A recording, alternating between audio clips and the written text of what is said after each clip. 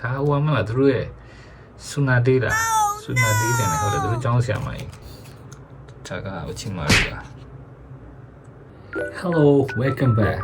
ကဲအားလုံးပြန်လည်ကြိုဆိုလိုက်ပါလေဒီနေ့တော့ကျွန်တော်အရင်တစ်ခေါက်ဗီဒီယိုမှာပြောလာခဲ့လို့ပဲပေါ့နော်ကျွန်တော် TCG ကunboxing လုပ်ပြပါမယ်ပါတယ် Okay ဘာဖြစ်ဖြစ်နေဆိုတော့သူတို့ဆောင်ရှိလိုက်စီးရရောက်ပြီဆိုတော့ကျွန်တော်ဒီနေ့ပူပြပါမယ်ပူပြမယ့်ဟာတွေကဘာဖြစ်လဲဆိုတာကြည့်ကြအောင်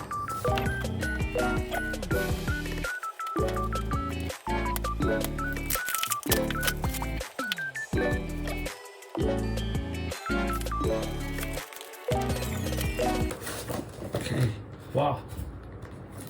bro. ကျွန်တော်ဒီပူပြမှာတော့ဒီမှာပါကျွန်တော်ကာယူလို့ခေါ်ပါတယ်ကာယူအတန်းထွက်မှန်တော့မသိပါဘူးဒါပေမဲ့ကျွန်တော်ခေါ်တော့ကာယူလို့ခေါ်ပါတယ်ကာယူရဲ့နောက်တူ TCG ကိုဖောက်ပြမှာဖြစ်ပါတယ် Okay ဆယ်သားကျွန်တော်ဒီမှာပေါ့နော် gift အနေနဲ့ what the fuck ဒါပါလဲယူယူစကန်ဆန်လား right yeah မယူယူစကန်ဆန်တထုပ်give ပေးလိုက်ရပါတော့ free ပေါ့နော် oh my god thank you ပါ W ဆယ်လား okay အားလုံးလည်းဖောက်ကြည့်လိုက်အောင်အားလုံးခုပြောနေရရှိတာကျွန်တော်ရှင်းပြချင်တာပေါ့နော်ဒီ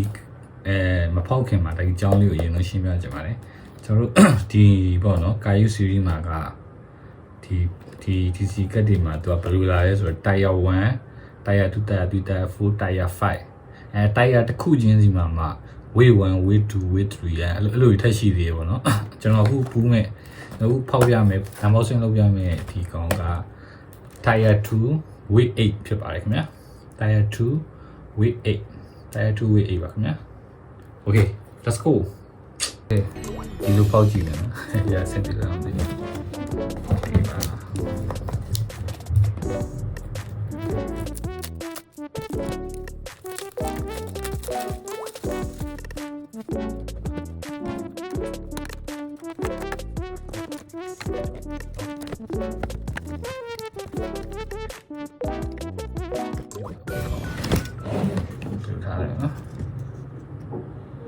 Okay. အားလုံးကတော့နဲ့ထုတ်ပါကြဆက်ကြည့်ပြီးပါနော်ဒီမှာပါဒီနဲ့တော့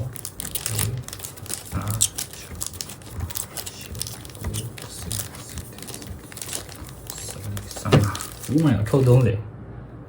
ဘယ်မှာဆန်ရဘယ်မှာဆန်ရโอเคဆန်ရကဲစားပြီးတော့ဖောက်မယ်ဆို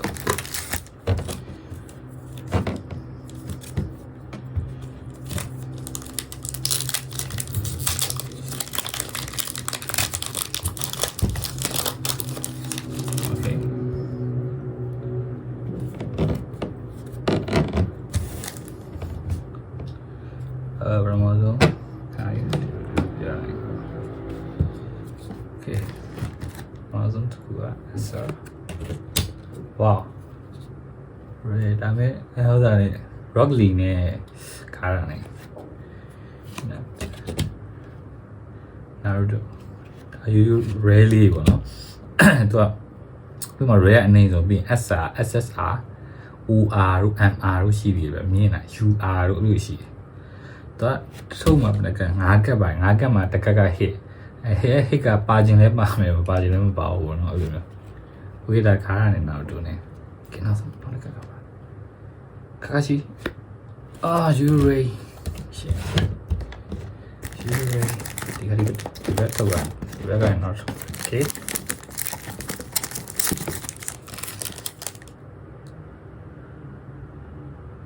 အဲ့ရှိဟုတ်ပြီ我们那个sorry 了是吧？包括我们，Oh my fucking god！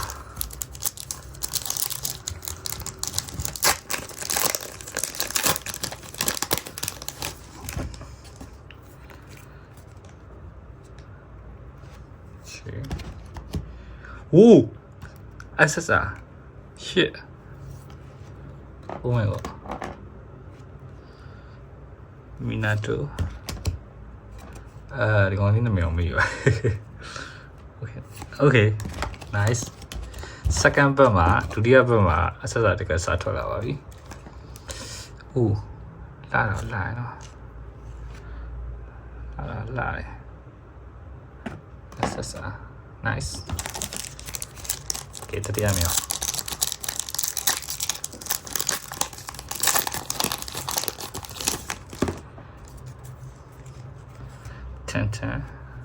10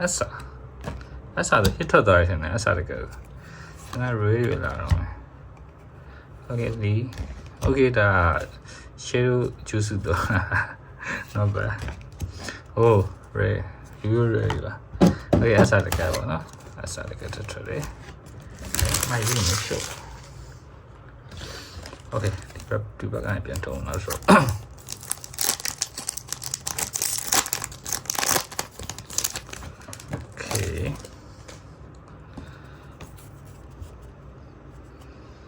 Wow, asa sosi chala hai. Promotion kamari. Tabe him la. Oh, tabe bani. Shit. Oh my god. Asa. Okay. Nakashi you no. Okay. Nice. Tabe lagi bang wa le. Okay, aaj no asa nakaya bi. အစားနှစ်ကရရနော်လူကျွန်တော် MR တို့ UR တို့ပေါ့နော်မန်လို့ရှိပါတယ်မျိုးနော်ထုတ်လေးတို့လေး full back ဖြစ်သွားတယ်ဒါက5 back ပေါ့နော်ဒါငါတို့မြောက်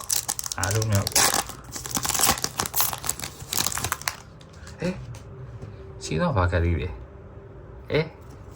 ဘာကြီးလဲရင်ခုန်လေးခိုင်းဒီကောနောက်ဆုံးထားလိုက်နောက်ဆုံးပါထားလိုက်ပဲ Oh, who got value in what tailor got SSR to die? Niji SSR. Niji of a Nechi, or a Dito.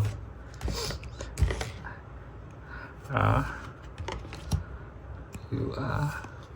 Oh, Asa. Yes, I lie, no?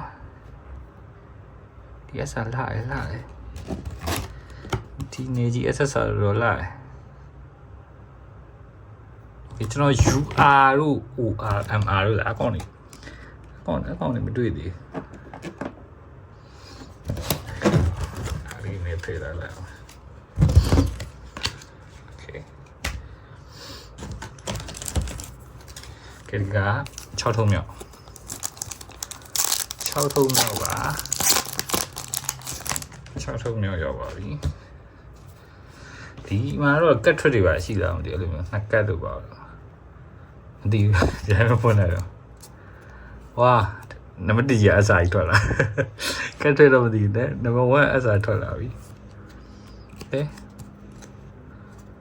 ဖိုင်နေဟောဒါဆိုဒါရုပ်ရှင်ခန်းနဲ့ screenshot ရလာမသိဘူးဒီတိုင်း award ရောမဟုတ်ဒီကောင်တင်တော့ဒါသူက award တိကျလောက်ထားတာပေါ့နော် award တိကျလောက်ထားတယ်ဒါရောရိုးပေါ့နော် rare so well okay not bad so ဒီမှာ Rock Lee ရဲ့အစားတယ် okay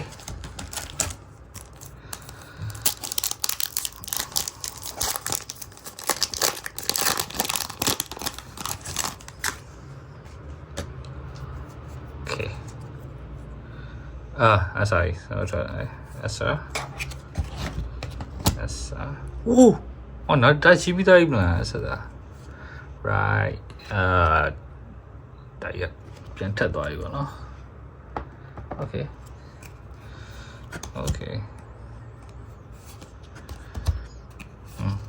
ကဲရတော့ view rare ရကျွန်တော်တော်တော်ထူတာများတယ်ပေါ့နော်ဟောမှာစာကြံနေအစားတော့ SR နဲ့ SSR နဲ့ဒီတပွဲလေးလာရနော်ဒီချိန်ကြီးကျွန်တော် UR တို့ပါတော့မဟုတ်ဘူး UR တို့ MR တို့က OR အဲ့လည်းပါသေးတယ်အကောင်လေးတော်တော်လားရကောင်လေးလာတယ် okay အစား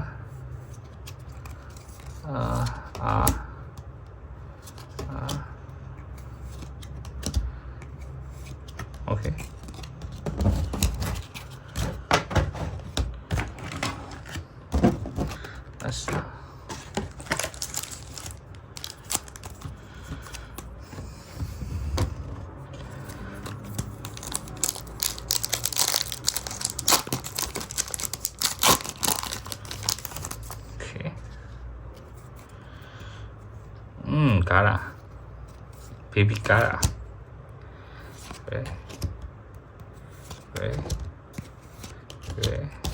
Rare ပါခင်ဗျာ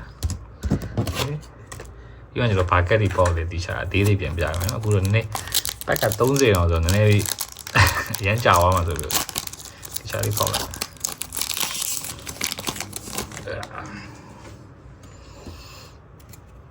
အိုးအစားတော့ကောင်းကောင်းနာမည်လို့က sign လား sign ထင်တယ်ဟုတ်တယ်နော် sign လားမသိ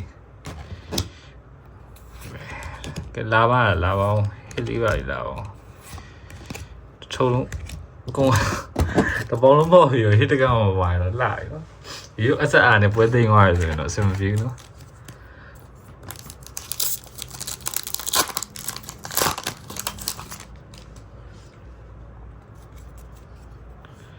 အစား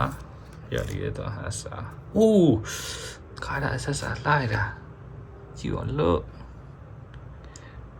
တော့လာပါလေအစားတွေပဲလာသေးတယ်လူချင်တိုင်းမလာသေးဘူးပေါ့နော်ဘလို့အမြင်ဆုံးကအစားဖြစ်နေလို့ပုံစံ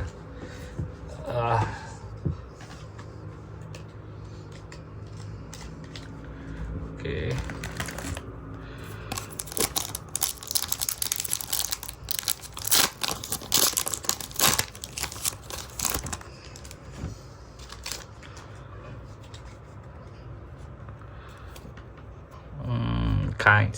kind SR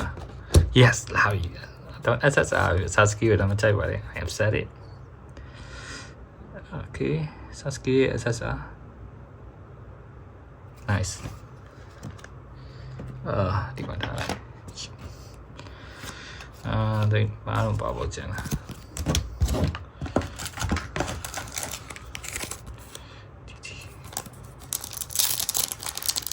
ဒါတော့ကျွန်တော်ပေါက်နေတာတော့ Tier 2 week 8 week 8ဟုတ်တယ် week 8 week 7မို့ Tier 5ဒီပါရဒီသက်ပူစီးကြီးပဲပေါ့နော်နေအောင် okay ဒါရှိပြီလား okay nice 待って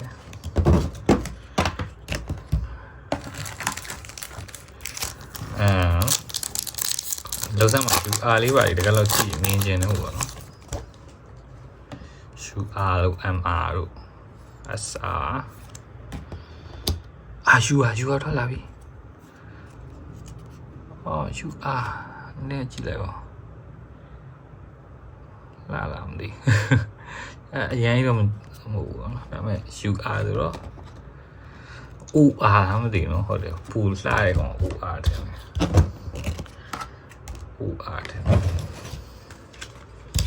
ဒီမှာguys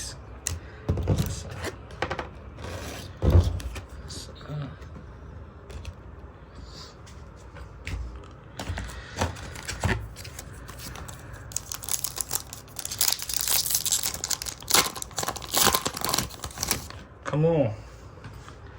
where's Hika hey Hinata Asa Naruto Asa ဘာနဲ့ကတော့ဒီကနာရူတိုဖောက်ပါဆိုနာရူတိုအဆက်စားပြီးတော့နာရူတိုပဲတော့ okay nice ဒီအဲ့ဒါတော့လာနော်ရှူအားတို့တွေ့ကြတော့ OR တို့ပါတော့အကောင်လေးညွှန်ချင်ပါသေးတယ်ထွက်လာပါဦး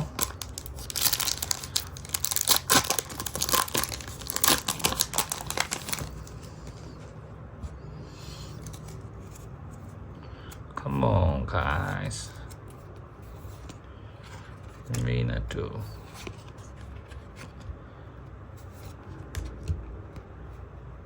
Ochimaru. Ochimaru là mấy ông đi rồi. Tôi đâu quý vậy.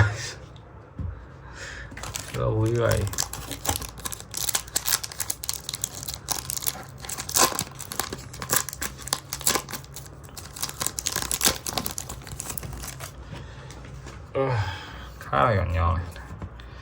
Mighty Kites rare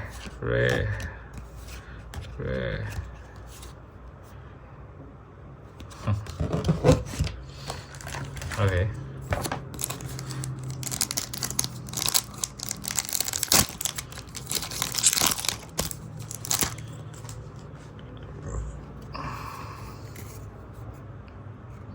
Okay, ဒီအစားတွေကခဏခဏပဲ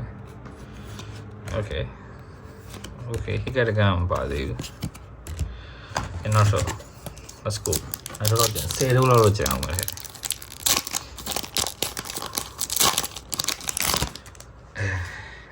ဒါပြီဖြူတကယ်တော့ပါလားဟေးဒီဖြူကဘာမလို့အော်သူအတမ်းတူကွာဒီမှာနေ hologram အဲ့အသားဟုတ်တယ်အဲ့လိုအသားပါဟိနာတာyou are shit you are ဟာ you are တော့မထားတယ်နေဒီမှာလာ you are မနေဒီမှာ subscribe ပဲနေနော်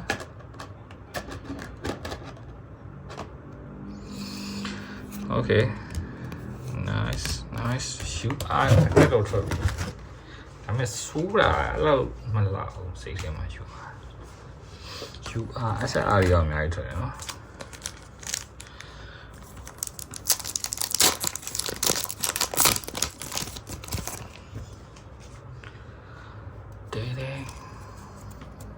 Okay.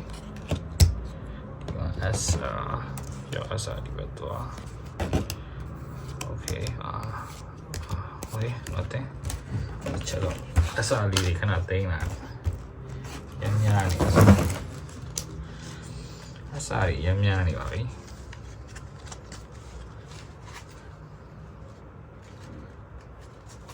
Di ma. Di ma ဆက်ပြန်ခွဲရအောင်နော်အစားလေးကျွန်တော်ခဏထားလိုက်တော့ Okay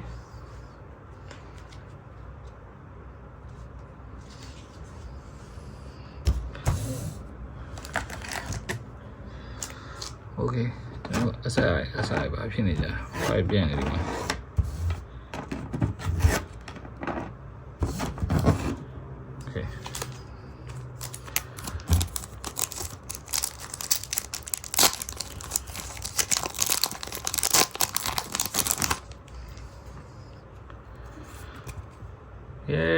ဒါဝမ်းမလားhow do the movie ဒါပေမဲ့မေးပါ how do the movie ဘောရင်းညမတော့ဖမ်းပြီ how do the movie ဘောရင်းညမ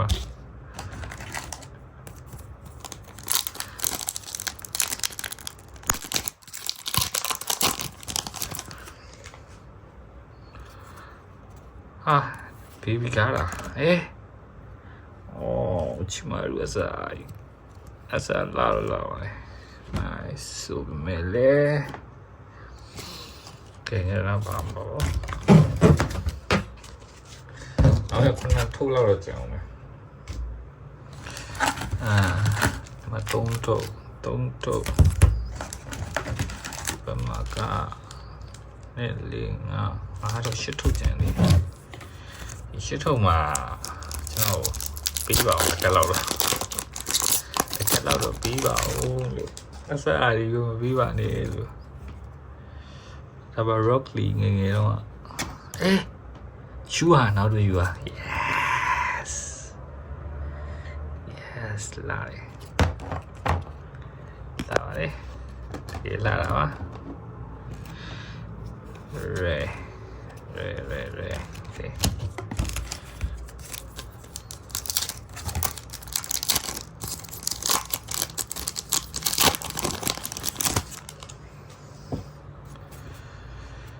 Okay. Sure. Whoa. Sure, you were trying again. Take that movie.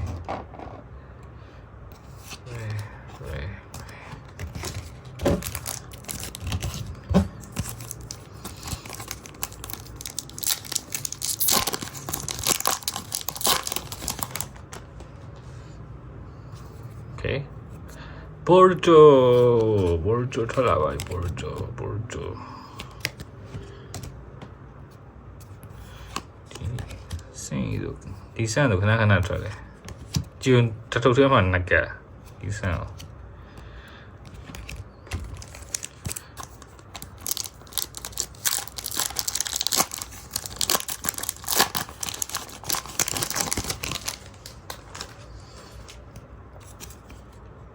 စာ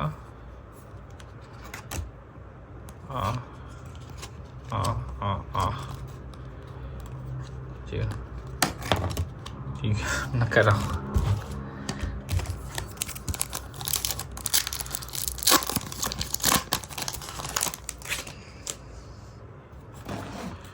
shit okay asa yo that's Sasuke တရရှိပြီးသားမလားမဟုတ်ဘူးကွာဘယ်နဲ့ညာနေလို့လဲကွာနော်ဘယ်နဲ့ညာနေလဲကွာတပါလေတော့ကျွန်တော်ဘောထူရတယ်ဒီဘက် oh my god oh my fucking god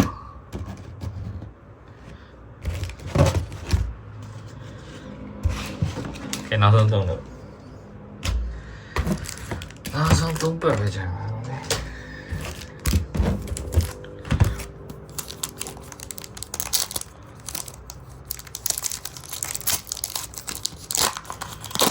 ဒီစုကိုင်းဆက်ထုတ်ကြပါမယ်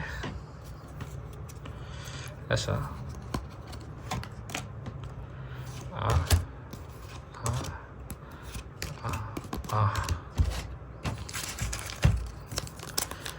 ok nó thuộc ok that's all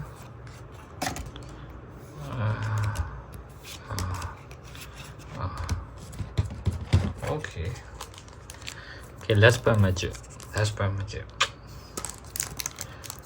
အိုးအားပါပြီးတယ်မှာဆိုတော့ let's burn magic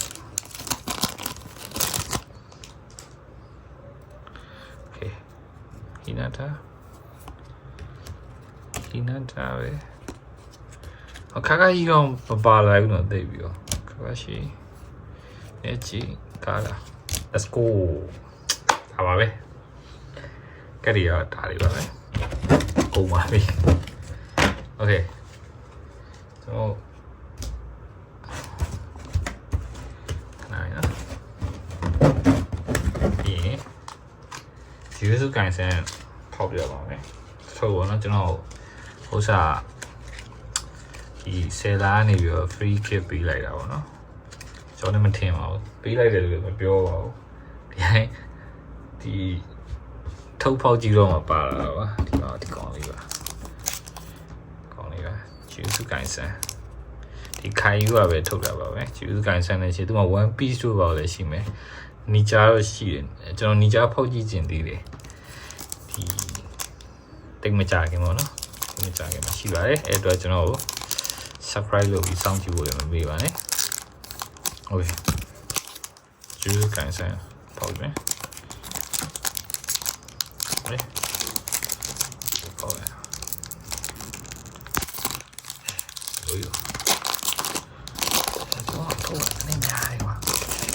我弄哪个的模子呢？别阿西，提不啦？听了吗？OK，来个龙阿萨，出一个吧，哥哥，我这里出一个，哦，路龙找到的，CR，努巴拉，CR。သုံးကပ်ပဲပါတာကွာအဆာဒီကောင်ကစီတာဒီကောင်လေး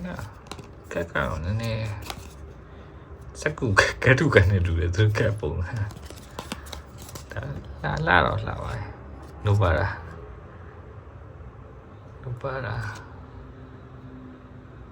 yes thank you okay ပါokay ချက်ပေါ့နော်ဖောက်လိုက်တဲ့မှာကတ်ချက်ချင်းတကယ်ချင်းကြီးပြန်ပြပါမယ်တီချာလေးပေါ့နော်ဆောင်းတီချာမပြလိုက်ရ Okay. So ready အနေနဲ့စလိုက်ပါ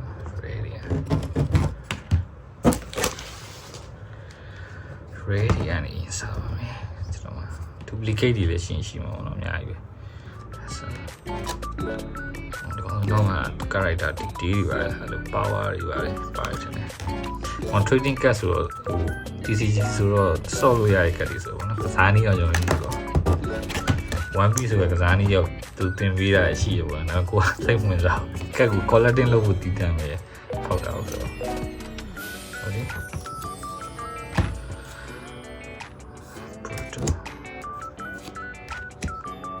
ဒီနှစ်ကတ်တော့ဒါ baby broccoli baby ကားရလည်းနှစ်ကတ်လာပြီဒါ Sasuke တမီးဒီ okay ဒီနာတာဒါကမသိရောထချာချာမဟုတ်ချင်တယ်ဘူဒူရဲရတယ်နော်ဒီဘူဒူရဲတိတ်မတည်ဒါဟိုမှာသူတို့ရဲ့ဆူနာတေးတာဆူနာတေးတယ်ဟုတ်တယ်သူတို့ကျောင်းဆရာမကြီးငယ်တော့ထင်တယ်လားဟဲ့ဒါဟိနတာဘူဒူရဲဟိနတာပေါ့နော်သူတို့အမေဖြစ်သွားတဲ့အချိန်ဒီက sign မလား sign yes mighty guys ဒီကောနာမည်ပါ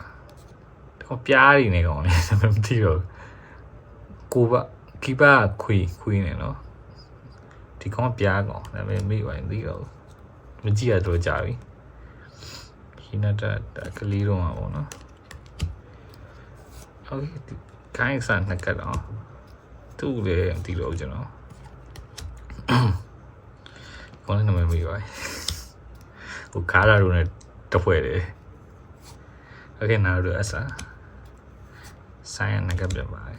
ကားလာ baby ကားလာတငယ်ချင်းဒါ Rocky လေအဲ့ဒီကတိတ်မတူဘူးနဲ့ဟောဒီကောင်ဟောတယ် hologram ပါလိုက်က okay တန်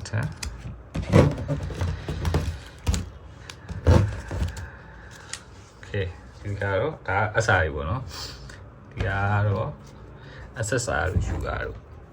okay SSR နဲ့ယူတာနဲ့နောက်တူလာရဆိုလာ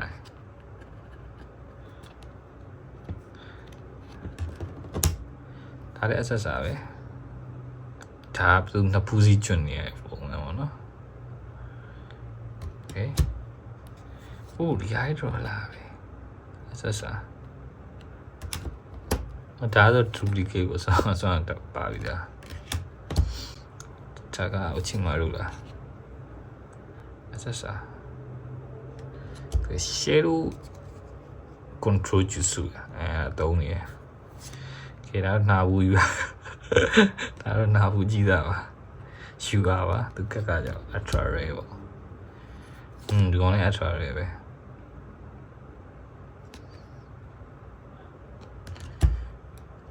ကားရ SSR လာရနော်ကားရ SSR လာတယ်နေချီ SSR လာတယ် Sasuke ဆိုတော့လာတယ် Sasuke တွေလာတယ် Sasuke တွေလာတယ်ဒီ Sasuke ပဲလာတယ်အိုးဒီ U ကလည်းလာတယ်နောက်တူ U ကလည်းလာတယ်နောက်တူ U ကနည်းနည်းဆောက်ပေါ်ဆန်တယ် Okay ဆို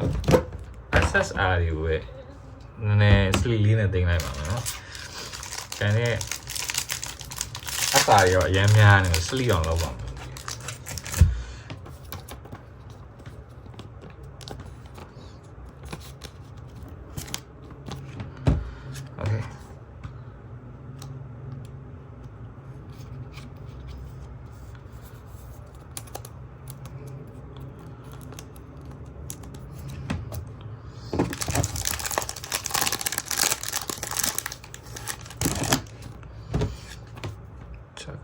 Naruto.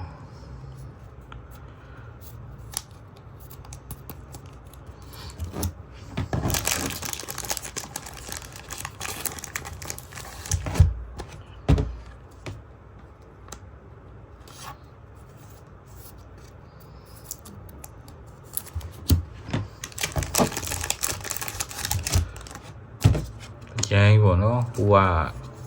ဘာကတ်တရှိသေးလဲဆိုတော့ကျွန်တော်မသိဘူးပေါ့နော်တေချာလည်းမသိဘူးဖောက်ချင်လို့တော့ဖောက်တယ်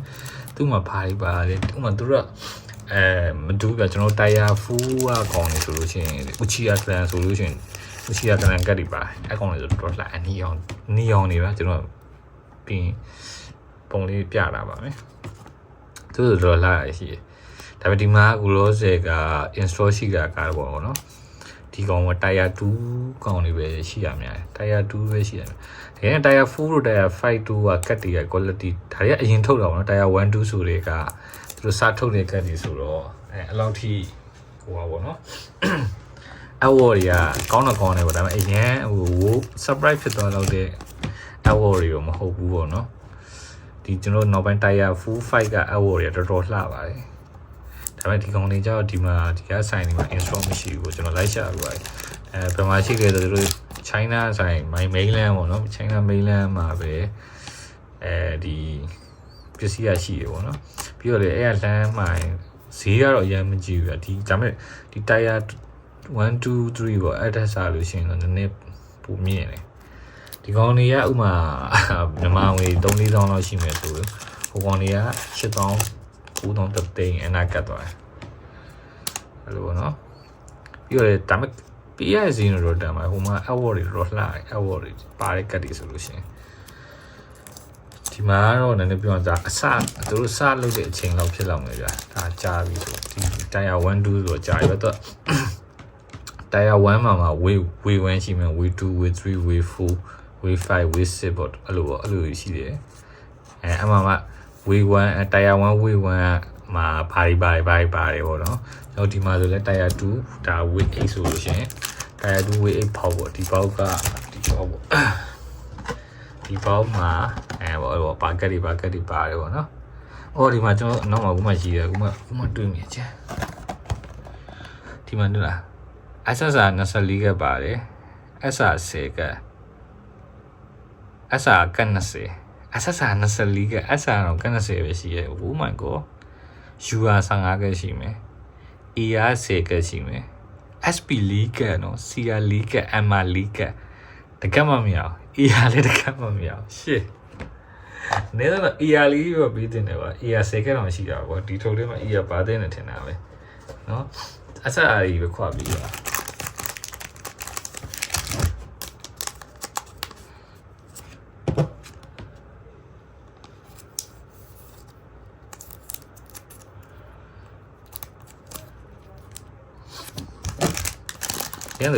သူပြော MR တို့ ER တို့ Oh my god သင် CR လား CR Oh my god အဲ့ဒါမပြီးပါ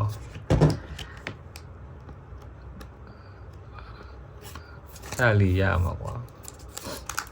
โอเคကျွန်တော်ဆက်ပြောနေရလက်ဆောက်ဆက်ပြောမယ်ကျွန်တော်အဲ့ Tier 4တို့ Tier 5တို့မှာလည်းအဲ့လိုပဲပေါ့နော် wave 1 wave 2 wave 3 wave 4ပေါ့အဲ့လိုမျိုးစုံရှိတယ်ပေါ့နော်အဲ့ဒီမှာဒီ wave 1မှာဆိုအဲ့ဟိုTier 5 wave 1မှာဆိုပေကက်တွေအပေါင်းမှာအစီမှာဆိုဘာပေါ့နော်ကိုကအမှအရင်လေးလာပေါ့နော်ကိုလိုချင်တဲ့ကို collecting လုပ်ချင်တဲ့ကက်တွေကဘယ် series ပဲပေါက်ထဲမှာရှိလဲအဲ့ဒါကိုရှာဝယ်ပေါ့နော်ကျွန်တော်ကအခုလို့တဲ့အရင်ဖောက်ချင်နေတော့ဒီကရှိတဲ့ series ကိုဝယ်လိုက်တာပါအဲ့ဒါကြောင့်မို့ပါ okay လာတော့လှပါနော်လာတော့လှပါလေ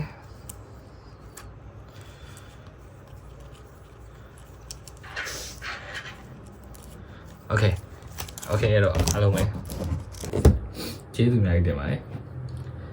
ကျွန်တော်နောက်ထပ် unboxing ပေါ့နော်ဒီတို့ TCG လေးထပ်ပြီးတော့ဖောက်ဖို့လည်းရှိပါတယ်ဘာရှိမလဲဆိုနီဂျာတွေပါရှိမယ် Okay နီဂျာတို့ပါရှိမယ်ပြီးရင်ရှင်းမှာသူ့ရဲ့ဒီ Kaiju series ကကျွန်တော်လေးလာကြည့်တော့တော်တော်စုံနေပေါ့နော်နောက်ဆုံးသူတို့တရုတ်မှာထုတ်နေတဲ့ animation တွေအောင်ရှိရပြဟိုဆိုလန်တို့ဘာတို့ကတ်တွေရှိမယ်ဆိုလန်တော့ကျွန်တော်တွေးလိုက်တယ်ဗျကျန်တာတော့မသိဘူးပေါ့နော်ဒီဟိုဟာလည်းရှိသေးတယ်ဗဒက်စုတဲ့ဟီဘန်ဒီကောင်းကင်ဘုံနဲ့စစ်ပန်ကြီးရှောင်းရံပေါ့နော်ရှောင်းရံတို့ဘာတို့ဟာလည်းရှိမယ်โอเคအဲ့ဒါကြီးတော့တွေးလိုက်တယ်